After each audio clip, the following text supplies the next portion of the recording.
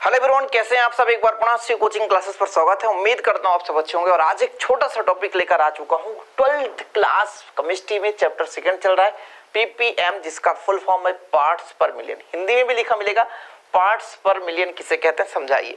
और ये क्वेश्चन अधिकांशतः बीएससी में पूछा जाता है और 12th लेवल में तो बहुत ही कम चांस है इसके पूछने के, लेकिन फिर भी आपके सिलेबस में टॉपिक है, छोटा सा टॉपिक है, समझा देता हूँ। पार्ट्स पर मिलियन, 1 मिलियन मतलब 10 लाख, 1 मिलियन मतलब 10 लाख। देखो, जैसे कोई भी आपके पास बिलियन है, उसमें विलय का मात्रा अत्यंत अल्प है, बहुत कम है, बहुत कम, बिल्कुल ना के बराबर, मतलब बहुत कम, अति सूक्ष्म। तब उसकी सांद्रता को व्यक्त करने के लिए हम पीपीएम का प्रयोग करते हैं, पार्ट्स पर मिलियन। वैसे तो आपने पढ़ा फॉर्मलता, नॉर्मलता, मोलरता, मोललता, मोल प्रभाव, ये सब कुछ तो आपने पढ़ ही लिया। उसी प्रकार सांद्रता को रिप्रेजेंट करने के लिए पीपीएम पार्ट्स पर मिलियन, इन लगभग 10 लाख भागों में से एक भाग हो। 10 लाख भाग समझो, 10 लाख कितना है, बहुत ज्यादा आपके पास विलायक है, उसमें बहुत कम मात्रा में आपका विलय मिला हो, तब उसके लिए हम पीपीएम का प्रयोग करते हैं। यानी 10 लाख भाग में 10 लाख भार है और उसके भाग में आपके पास विलय का कितना भाग उपस्थित है, यानी 10 लाख भाग, किसी बिलियन के 10 लाख भाग में बिलियन की कितनी मात्रा मिली है, इसलिए बोलते हैं 10 लाख भार भाग में 10 लाख भार है किसी बिलियन का, उसमें कितना विलय का भार है, उसे हम कहते हैं पीपीएम। ठीक है, क्लियर। किसी बिलियन के 10 घात 6 अर्थात 10 लाख भार भाग में विलय के भार भागों की संख्या पार्ट्स पर मिलियन कहलाता है। पार्ट्स पर मिलियन, पार्ट्स यानी मिलियन के कितने भाग में विलय का, मतलब 10 लाख भार भाग, समझ रहे हो। ठीक, यानी यदि आपसे कह दूं पीपीएम बराबर बताओ, तो आप पीपीएम लिख सकते हो। क्या लिखोगे?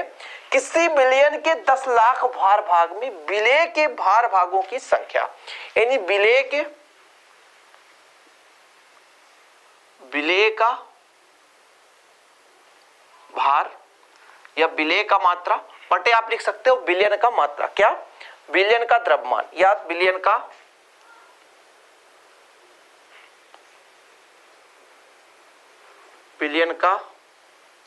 द्रव्यमान या भार, किसमें? ग्राम में।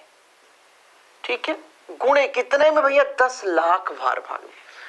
तत्सत्ता में आप 100% में निकालते हो। ठीक है, तो यही है आपका पीपीएम। एक क्वेश्चन करता हूं, न्यूमेरिकल क्वेश्चन, इसे आप लोग सॉल्व करोगे कि 1000 ग्राम बिलियन में 1000 ग्राम बिलियन में 1000 ग्राम बिलियन में 100 मिलीग्राम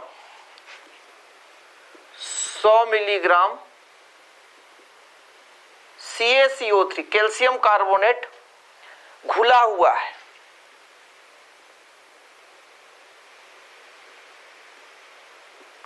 क्या घुला है? कैल्शियम कार्बोनेट घुला हुआ है। तो बिलियन की सांद्रता पीपीएम में ज्ञात कीजिए।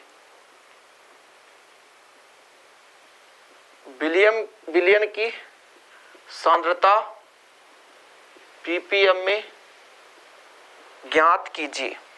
कितना सिंपल है, मैं इसको सॉल्व कर दूंगा 1 मिनट में, आप लोग भी कर दोगे। देखो जरा, पहले तो मैं थोड़ा सा यहां पे कुछ लिख देता हूं। विलय की मात्रा कितनी है भैया बताओ? 100 मिलीग्राम। मिली को यदि ग्राम में बदलो तो 100 गुणे 10 के घाते -3 ग्राम में बदल गया। किसमें बदल गया? ग्राम में। क्योंकि ये बिलियन जो है, बिलियन की मात्रा हमें पता है, बिलियन की मात्रा हमें पता है। क्या बिलियन की मात्रा कितना है? 1000 ग्राम। कितना ग्राम? 1000 ग्राम। तो फिर हमें क्या निकालना बच्चा लोग? तो हमें क्या निकालना है? पीपीएम। यहां पे थोड़ा शॉर्टकट में बता देता हूं। पीपीएम कैसे निकलेगा? विलय की मात्रा कितना है? 100 गुणे 10 घाते -3 बटा बिलियन की मात्रा ग्राम में 1000 गुणे 10 घाते 6। ठीक है, देखो जरा, यहां से बच्चा लोग 00 से 00 कट गया। जब यहां से आपका 2 जीरो कटेगा तो यहां 10 की घात कितना बचेगा? 4, और 10 के घात 4 हो गया। 4 है, 2 हो बचेगा, तो 2 जीरो कट गया तो 1 ही बचेगा ना, 1 कटेगा तो 5 हो जाएगा, और 5 में 3 घटा दो, 2 जीरो आ जाएगा। आंसर आ गया, ये आ गया 100 आ गया पीपीएम, पार्ट्स पर मिलियन। तो ये छोटा सा टॉपिक था, लेकिन अधिकांश लोग इसे छोड़ देते हैं। लेकिन मैं ये चाहता हूं कि ऐसे क्वेश्चन यदि आपके सिलेबस में हो या मान लीजिए आ ही जाए एग्जाम में तो बन जाना चाहिए। ऑब्जेक्टिव टाइप में कभी कभी आ जाता है पीपीएम का फुल फॉर्म पार्ट्स पर मिलियन, या फार्मूला पूछ दे आपसे कि इनमें से कौन सा फार्मूला सही है, तो ये पता होना चाहिए। एक टॉपिक से कई सारे क्वेश्चन घुमा सकते हैं, ऐसा नहीं है कि भाई एक परिभाषा है तो परिभाषा बस पूछा जा सकता है, समझ रहे हो। तो उम्मीद करता हूं छोटा सा वीडियो पसंद आया होगा, और यदि आपको बेहतरीन नोट्स लेना है तो कांटेक्ट कर सकते हैं 9685299149 पर। ये पर्सनल नंबर है मेरा, इसमें आप व्हाट्सअप कर सकते हैं, आपको पूरा इंफॉर्मेशन बता दिया जाएगा। चलिए बच्चे लोग, मिलते हैं अगली वीडियो के साथ। जय हिंद, वंदे मातरम।